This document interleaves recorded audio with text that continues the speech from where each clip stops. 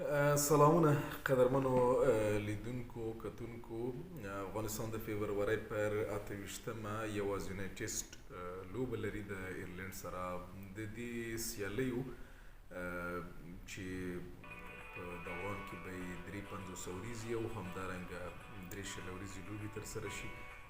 افغانستان د دې لوبو کوربه دی او په ابوظبي کې به دغه لوبې ترسره کیږي. البته ټیسټ لوبه به په ابوظبي کې او دغه نورې لوبې به په شارجه کې. دغه سیالۍ د فبرورۍ له 28مې شروع او د مارچ میاشتې تر 18مې پورې به دوام وکړي.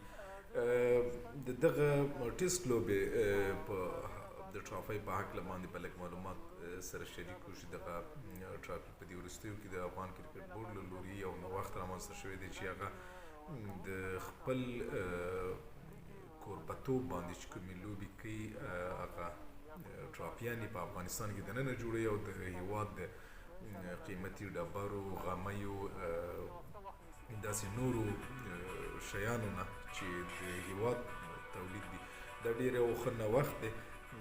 تشویقي ویډیو د په همدې خاطر باندې زموږ وطن دی افغانستان دی خوشحالیږو په موږ په خپلو ملي ارزښتونو باندې موږ په خپلو تولیداتو باندې دا زموږ استازو د ولس زموږ استازو د وطن نمایندګي کوي.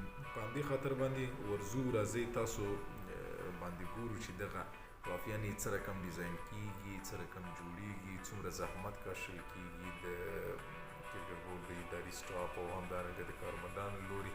نو په دې ویډیو کې راځئ چې وګورو دغه ویډیو تاسو ګورئ.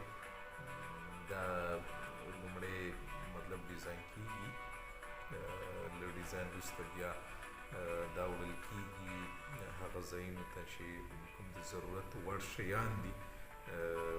دغه شیان مطلب په مختلفو ځایونو کې پیدا کیږي لکه اوسپنه شوه همدارنګه لرګی شو غمي شو په صراط ارشاد ډیزاین دپاره مطلب ادارې کې.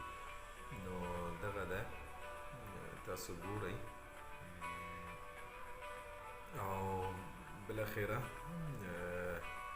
دا وړل کیږي ابوظبي ته او دلته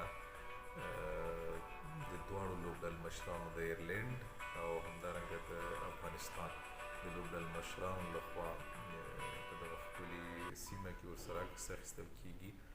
نو دا ډېره ښه خبره ده د ویاړ خبره ده. موږ تاسو باید په دې وویاړو د کرکټ بورډ د دغه نوښت او د دغه نوي ابتکار تشویق او ډېره مننه او شکریه یې کوو چې د وطن په تولیدونو باندې په لومړیو کې د پاکستان سره او بیا ورپسې د کونړ له لرګیو او د هلمند د ډبرو د بدخشان د غمیو څخه چې کومې ټرافیانې جوړې کړي دا ډېرې ښې ټرافیانې دي. د افغانستان نمایندګي کې پاکستان سره چې موږ لوبه لرله د قالین نه موږ ټرافي جوړه کړې وه دا ډېره یو ښه خبره دی او دا موږ دپاره د ویاړ خبره ده. ستاسو د ویډیو نه کتلو نه ډېره زیاته مننه. خوشحاله اوسئ. کوربه د افغانستان د یو ښه نوم او د یو روښانه راتلونکي